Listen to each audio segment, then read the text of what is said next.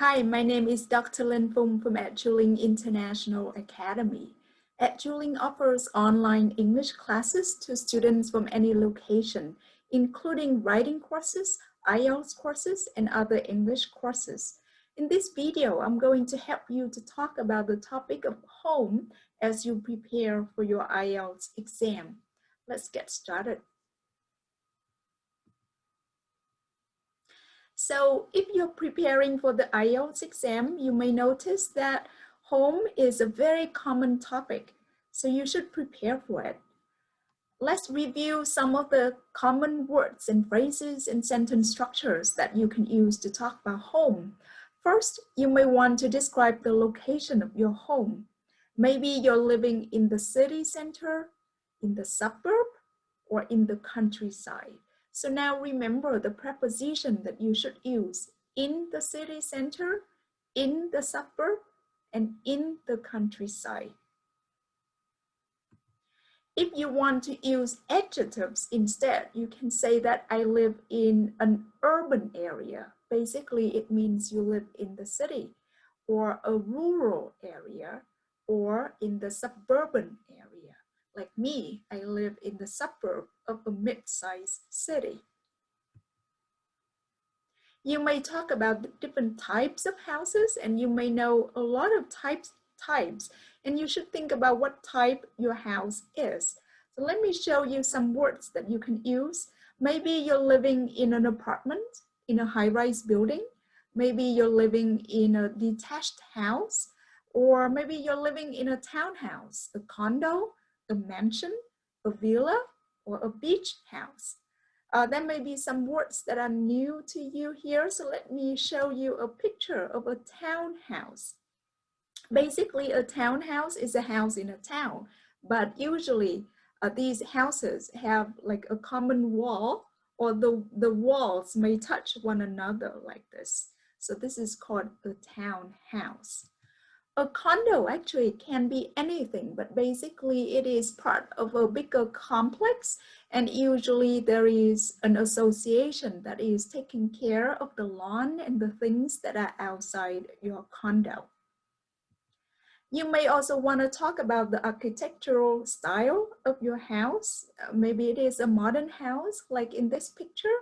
Another word that you can use for a modern house is a contemporary house, right? Basically, it means modern. Or you have a traditional house, and traditional may mean different things in different countries. I live in a traditional house with a colonial style, and let me show you a picture of a colonial style in the US. So this is considered a colonial style. Now, you may also describe the exterior of your house, or the things that are outside your house. Your house may have a front yard, a backyard, a garden, a swimming pool, a deck, or a patio. In this picture, you're seeing a deck. It is a wooden structure that is attached to your house, or to a house. A patio is usually made of stone or brick outside your house as well. In terms of the interior, you may talk about different rooms in the house. And in this picture, I'm showing you a sunroom, which is really special in a cold climate like Pittsburgh. I actually have a sunroom, and it is really nice in the winter when the sun shines in and it is still warm, and you can sit outside and even look at the snow. Your house may be very fancy. It may have a theater for you to watch movies with other people. It may even have a gym for you to exercise in, or a family room. A family room is a little bit different from a living room. A living room usually is formal, and you have guests or visitors in the living room. But a family room may just be for your family to hang out, and it doesn't have to be too fancy. It is usually comfortable.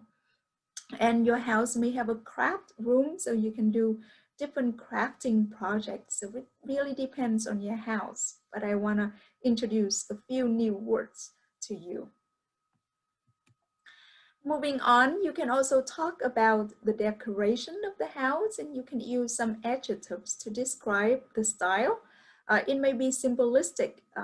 There are not too many things in the house. So it's simple or symbolistic, or it may be minimal in the sense that, again, you don't have too many things.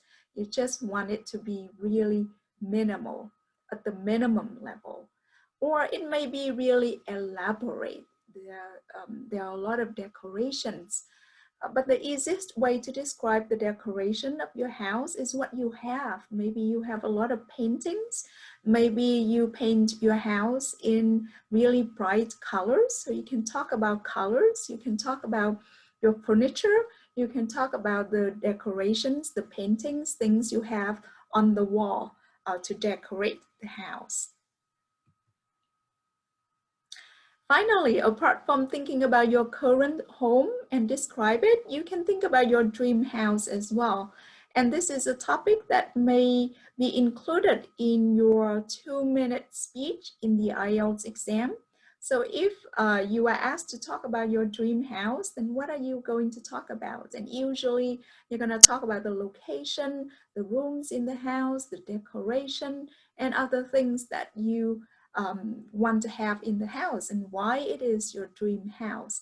So I'm not going to give a 2-minute speech, but I want to show you maybe a few sentence structures that you can use. You can start with a very simple sentence structure like this. I'd love to have a house on top of a mountain overlooking the ocean. This is a complex sentence because you have several verbs there, especially the verb overlooking.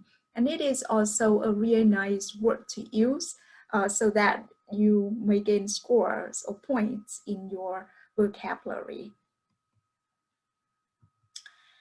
You may also include a sentence like, my dream house would have 2 stories with a large living room. You can expand your sentence like that so that you again have a long and complex sentence to show off your language skills.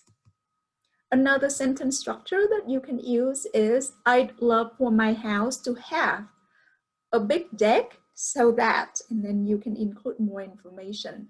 I'd love my house to have a big deck so that I can enjoy as much outdoor time as possible. Inside the house, you can say, inside I'd decorate it with a lot of bright colors and beautiful paintings of my family and pictures that I can buy from different local artists. So things like that. You can also expand your sentence with the preposition with, right? So finally, I just want to advise you to practice talking about your current home, about your dream home and your hometown, because this is a very common topic in the IELTS exam. I would like to encourage you to find and like us on Facebook with the search phrase Eduling International Academy. And if you like this video, please subscribe. Please like it, subscribe to it, and also turn on the notification. Thank you and see you next time.